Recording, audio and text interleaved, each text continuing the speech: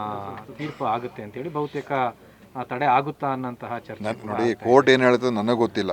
ಅದೇ ಸಮೀಕ್ಷೆ ಮಾಡೋದ್ರಲ್ಲಿ ಯಾವ ತಪ್ಪು ಇಲ್ಲ. ಸುಮ್ಮನೆ ಅದರಲ್ಲಿ ಅನಾವಶ್ಯಕವಾಗಿ ಗೊಂದಲಗಳು ಸೃಷ್ಟಿ ಮಾಡ್ತಕ್ಕಂಥದ್ದೇ ಒಂದು ಉದ್ದೇಶ ಆಗಿದೆ. ನಮ್ಮ ದೇಶದಲ್ಲಿ ಏನೇ ಮಾಡೋದು ಕೂಡ ಪರ ವಿರೋಧ ಇರುವಂಥದ್ದೇ.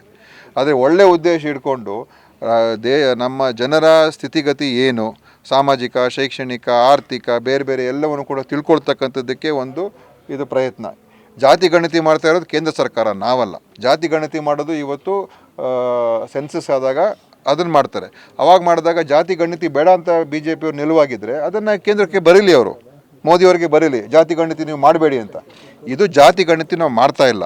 ನಾವು ಇವತ್ತು ಏನಿದೆ, ಈಗ ನೀವು ಯಾವುದೇ ಒಂದು ವಿಚಾರಕ್ಕೆ ಬಂದಾಗ, ಕೋರ್ಟ್ಗೆ ಹೋದಾಗ, ಒಂದು ಮೀಸಲಾತಿಯ ವಿಚಾರ ಇರ್ಬೋದು ಅಥವಾ ವಿಶೇಷ ಕಾರ್ಯಕ್ರಮಗಳಿರ್ಬೋದು, ಏನೇ ಮಾಡಬೇಕಾದ್ರೆ ಒಂದು ವೈಜ್ಞಾನಿಕವಾದ ಡೇಟಾ ಬೇಕು. ಯಾರ ಪರಿಸ್ಥಿತಿ ಏನಿದೆ, ಈಗ ಬ್ರಾಹ್ಮಣರನ್ನ ಇಟ್ಕೊಳ್ಳೋಣ.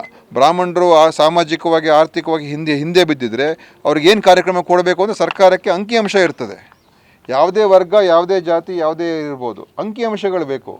ಅದನ್ನು ಇವತ್ತು ನಾವು ಆಧುನಿಕ ಯುಗದಲ್ಲಿ ಇಟ್ಕೊಂಡು ನಾವು ಇದನ್ನೆಲ್ಲ ತಿಳ್ಕೊಳ್ತಕ್ಕಂಥ ಪ್ರಯತ್ನ ಮಾಡದೆ ಹೋದರೆ ಮತ್ತು ಹೇಗೆ ಸುಮ್ಮನೆ ಇದನ್ನು ನಮ್ಮ ಮುಖ್ಯಮಂತ್ರಿ ಮೇಲೆ ಗೂಬೆ ಕೂರಿಸುವಂಥ ಪ್ರಯತ್ನವನ್ನು BJP ಅವ್ರು ಮಾಡ್ತಾಯಿದ್ದಾರೆ. ಅವ್ರಿಗೆ ಬೇರೆ ಕೆಲಸನೇ ಇಲ್ಲ.